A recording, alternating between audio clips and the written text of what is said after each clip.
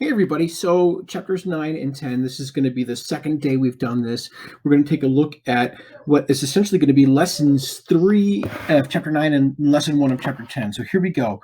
We left off yesterday with Hoover finally starting to have to do some things. And what we're going to see him do, and at least try to do, are three different things. And you can see them on the screen here. Rescuing America, underneath that, rescuing banks and businesses, and then underneath that, rescuing the average American.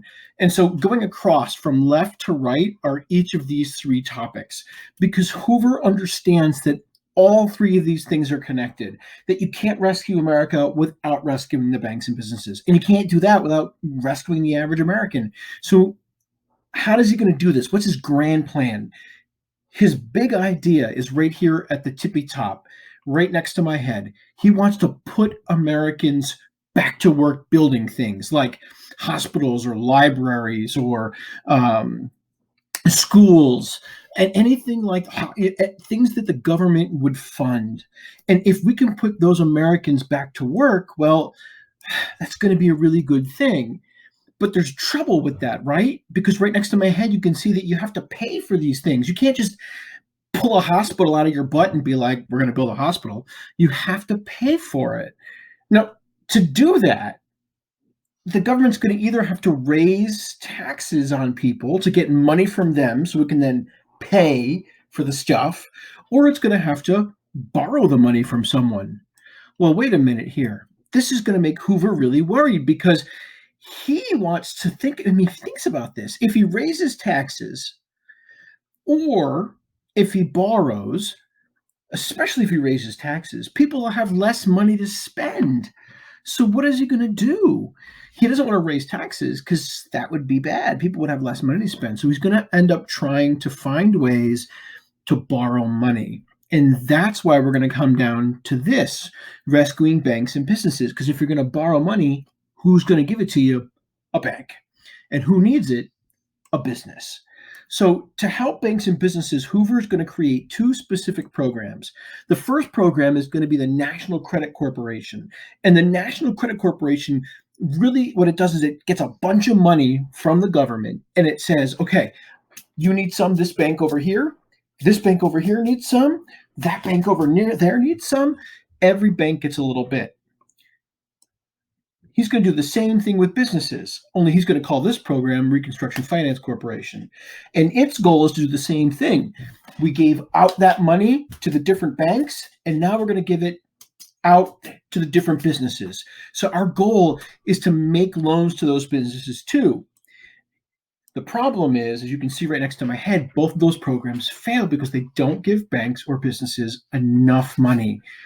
You can give someone money, but it doesn't mean it's going to be enough. Like if I need $10 and you give me $5, I mean, that's great. Thanks for giving me $5, but I needed 10, right? So this is the reality. Our economy needs billions and billions of dollars, and Hoover just doesn't give it enough. You could say the same thing about how he tries to help the average American. The average American lives in small towns at this time. Now, obviously, you have huge cities like New York and places like that, but there's a lot of people that live in small towns. And Hoover says, I don't get it. The government in Washington, D.C. doesn't know what we need in Manchester, Pennsylvania. He wants states and cities to give support to the poor. So what he does is sign the Emergency Relief and Construction Act, and it provides loans to states. It says, okay, Pennsylvania, you can borrow this money, and in return, you give that money to your citizens if you need it. And the people that Hoover tries to help in these cities and towns, well, it just doesn't work. And that's why Americans are going to protest. And the Americans are going to protest include different groups like farmers who are desperate to increase the prices of their crops. They'll even burn their stuff. They'll burn their own crops. They'll dump milk, anything to raise the price. It doesn't work. So farmers are going to end up evicted. This is going to increase a lot of people upset with Hoover. The same thing could even be said, forget this. Americans in major cities go on hunger marches because they're literally starving. These hunger marches are organized by the American Communist Party. This was a group that 10 years before was the target of investigations and raids. And now thousands of Americans are marching in the streets with this group demanding food, people are going to riot. They're breaking into grocery stores just to eat. But the biggest scandal of all for Americans that protest are World War I veterans. And he gives them a fancy name, calls them the bonus marchers. And here's their story.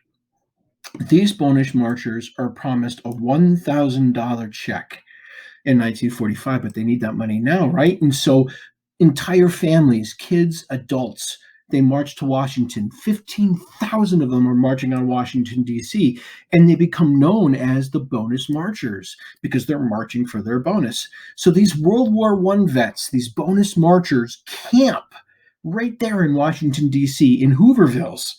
They camp right out at the White House, at the Capitol building, in parks across the city. And Hoover says, I'm not giving you your money. I want to get you out. Hoover actually sends the United States Army to kick the bonus marchers out of Washington, D.C. with tear gas and bayonets. The problem is, this is being covered by the national news. There are pictures of this in newspapers across the country, small towns to super big cities. I mean, think about it. If, in fact, you have the actual can you imagine veterans today being tear gassed and being charged with bayonets? This is going to make them incredibly unpopular. So regardless of anything that Hoover does, even though he does more than any president previously as the federal government to try and help Americans and fix the economy, it's just not enough. It's not enough. And that means he's going to lose in an election in 1932. In a landslide, he's going to lose. And the guy he's going to lose to is Franklin Delano Roosevelt. And you can see his name right up here on the top of the screen. We call him FDR. And this whole section here on the left gives you all the information you might need to understand him. What I want to focus on, though, is why Americans would vote for this guy. Why would they vote for FDR? And it comes down to this reality right up above my head right there. Americans are afraid in 1932. They're losing their jobs. Banks are closing. Nothing that Hoover's tried has worked. Companies are collapsing. Veterans are being assaulted in the streets. And even after FDR is elected, as you can see right above my head, unemployment continues to rise. People are really, really afraid. They vote for this guy because they're afraid of what's happening and they want change. But they're so afraid they keep panicking. That's why you can see above my head that bank runs actually increase before FDR takes office, because people were afraid that whatever he would do might make their money worth less. It could reduce the value of the dollar.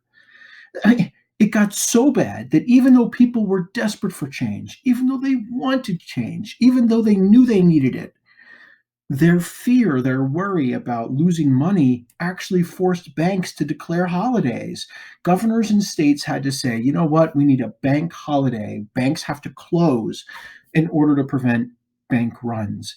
That's how really frightened Americans were over all of these different issues.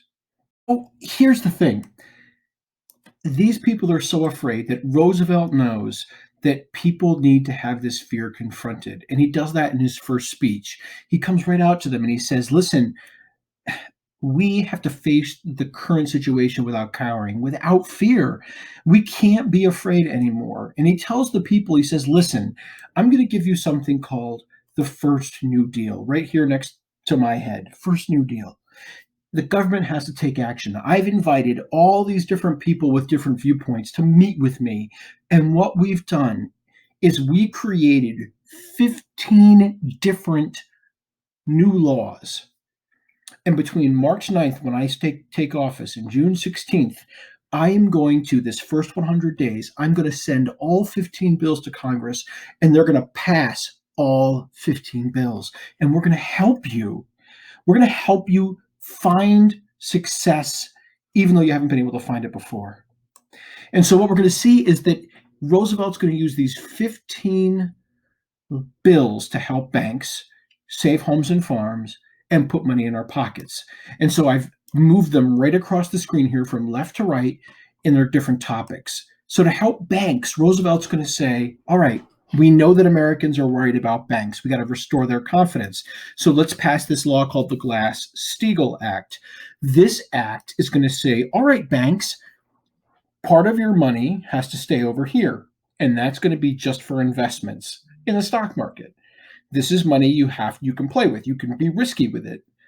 But this money is commercial money. This is the money that the regular person puts in your bank. This money you have to be very, very careful with. And above all of it, we're going to create the Federal Deposit Insurance Corporation, which says we guarantee that all of the money that people put in their savings deposits and their checking accounts, that money that you have to be careful with, that'll be there for you. And that's going to help restore some confidence for people. The same thing could be said for people that are losing their homes and their farms, people who can't pay their mortgage, which is just a loan where you borrow money from the bank. And what he's going to do is he's going to say, we have to find a way to lower the interest rates for these people so they don't lose their homes. So he's going to create the Homeowners Loan Corporation and the Farm Credit Administration. The Homeowners Loan Corporation says, all right, if you had a loan for 10 years, it's going to lower the interest rate and let you pay it out over 30 years so that you can actually keep in your, number one, keep your home, but number two, actually pay your bills. He's going to do the same thing for farmers with the Farm Credit Administration. It's going to lengthen the time of the loan. It's going to decrease the amount of the interest payment. And both of these things will help people stay in their homes and on their farms. He does a lot too with kind of put money in people's pockets, and he helps a lot of different groups. He helps farmers with the Agricultural Adjustment Administration when he says, dude, I'm going to give you money to not produce food so that the supply goes down, you don't lose money, and eventually prices will rise. He comes up with something he gives support to unions because he thinks unions can help end the Great Depression by increasing pay for workers. He wants workers to earn more money so they can spend it. He creates the Civilian Conservation Corps. This Civilian Conservation Corps helps young men, 18 to 25, helps them go out, gives them opportunity to work outdoors under the Forestry Service, repair damage of the Dust Bowl. He puts a Public Work Administration, which says you can't discriminate against African Americans when it comes to building public works. That's a huge win for African Americans. In the South, the Tennessee Valley Authority provides benefits to the South with millions and millions of people getting electricity. 8 million people got electricity that never had it before. Federal Emergency Relief Agency provides state and local governments with more funds for people that are poor. Remember that slide I showed you with Hoover? It had like 4 things on it. Look at the number of things on this slide. And this isn't even all 15X. I think this just shows you how much more Roosevelt was actually making the government do to help people in the situation. What do we say about all of this? What are the successes and failures of the first New Deal? Well, you can see them listed below, whether it's hope or banks reopening or people keeping their homes or farms, more people back to work. But it doesn't come back all the way. And that's going to be important for what we do in our next lesson. We're going to see a bunch of jobs created, but a lot of people still out of work. And we're going to still have this debate over how much should the government actually do, right? We saw the difference between Hoover and Roosevelt. Which one of those is the right way to go about doing these things? And so we're going to continue with that as we go into our next lesson tomorrow.